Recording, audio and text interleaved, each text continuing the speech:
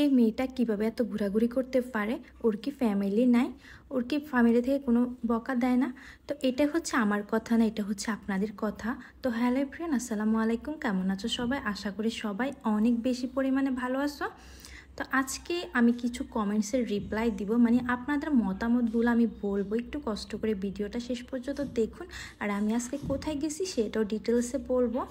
তো যাই হোক, এখানে আমি বলে দিই আগে, এখানে আমি আগে আমার বাবুদেরকে নিয়ে একটু বের হইতেছি। আর অনেকে তোমরা কমেন্টস করো আমার কি কোনো ফ্যামিলি নেই বা আমি কীভাবে এত সারাদিন ঘোরাঘুরি। ওই যে দুইটা সুন্দর ছোট পাখি যাইতেছে না, ওরা আমারই মেয়ে, দুইটা যমজ মেয়ে।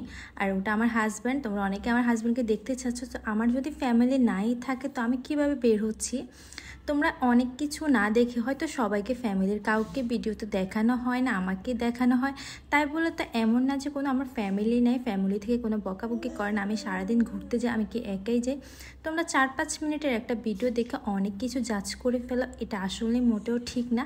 তোমার ভিডিও ভালো লাগলে একটা কমেন্টস করেই যেতে পারো, কিন্তু 2-1 মিনিট দেখে তুমি পুরো ভিডিও না দেখে, পুরো কথা না শুনে হট করে একটা কমেন্টস করে গেলা, এতে কিন্তু যে ভিডিওটা করছে তার কিন্তু খুব বেশি খারাপ লাগে। তো তোমরা না জেনে না শুনে এত কথা কিভাবে বলো আমি বুঝি না। তো যাই হোক, এখানে দুই মেয়েকে নিয়ে আমি আজকে বের হয়ে গেলাম ঘুরতে, আর সাথে আমার বোনও ছিল।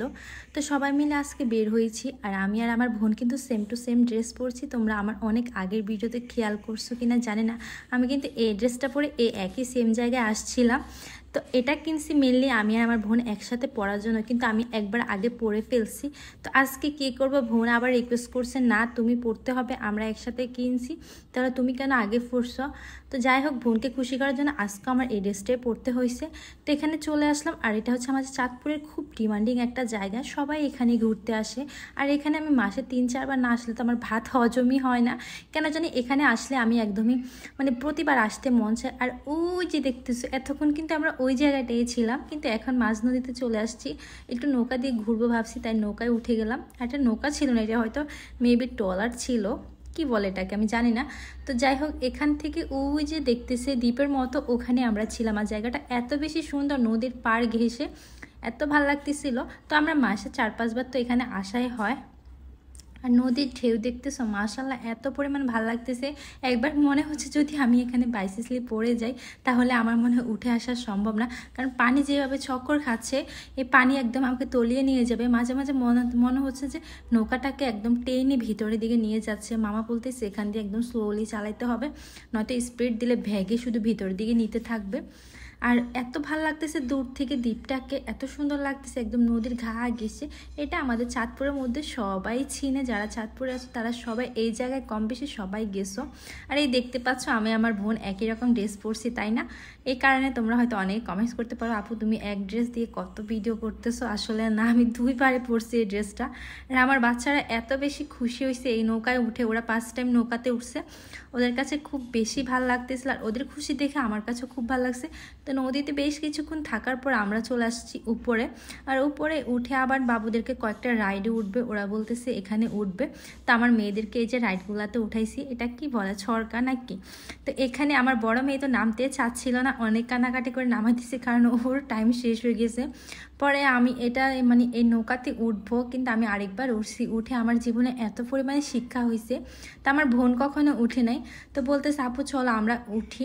এটা কিন্তু আবার মোটরে চলে না, এটা এমনিতে চলে। ওই যে ছেলেগুলো কীভাবে লাফ দিয়ে এটাকে চালাইতেছে, মানে আমি ছেলেদের দিকে তাকাই আসি, ওদের কি ভয় লাগতেছে না যদি একবার বাইসেসলে পড়ে যায় এখান থেকে? আর মানুষের চিৎকারগুলো শুনতেছি, সবাই এমন চিৎকার করতেছে। তারপর আমি বুকে সাহস নিয়ে আল্লাহর পর ভরসা করে উঠে গেলাম। তো ওকে উঠাবো, ও একটা চিকুন, আমি বলতে তুই শক্ত মতো ধর, নয়তো তুই ঘুরে পড়ে যাবি।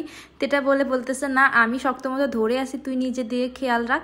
তো এটা বলতে বলতে অনেকক্ষণ ধরে বসে আছি, বলতেছে ছাড়তেছে না কেন। লাস্টলি এটা ছেড়ে দিল। আর আমার অবস্থা এত বেশি পরিমাণে খারাপ হয়েছে, মানে আমার বুক ব্যথা অটোমেটিকলি শুরু হয়ে গেছে। যে যাই হোক, পুরোটা দেখাইলাম আর না।